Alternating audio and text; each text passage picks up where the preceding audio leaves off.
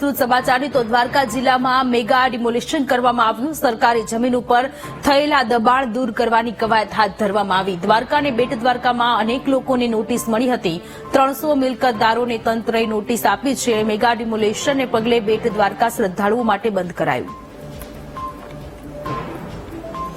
તો સરકારી જમીન પર દબાણ નહીં જ ચાલે, શ્રદ્ધાળુઓ માટે બંધ કરવામાં આવ્યું છે। મેગા ડિમોલિશનને કારણે બેટ દ્વારકા બંધ કરવામાં આવ્યું છે। 300 મિલકતદારોને તંત્ર દ્વારા નોટિસ ફટકારવામાં આવી છે। અનેક લોકોને નોટિસ મળી છે। દ્વારકા અને બેટ દ્વારકામાં ત્યારે દબાણો દૂર કરવા માટેનું તંત્ર દ્વારા કવાયત તેજ કરવામાં આવી રહી છે। સરકારી જમીન ઉપર દબાણ કર્યું હતું દ્વારકા અને બેટ દ્વારકામાં, ત્યારે 300 જેટલા લોકોને નોટિસ આપવામાં આવી છે। ડિમોલિશનના પગલે પોલીસનો પણ ચાપતો બંદોબસ્ત ખડકી દેવામાં આવ્યો છે અને સલામતીના ભાગરૂપે બેટ દ્વારકામાં પ્રવાસીઓને પ્રવેશ નહીં મળે।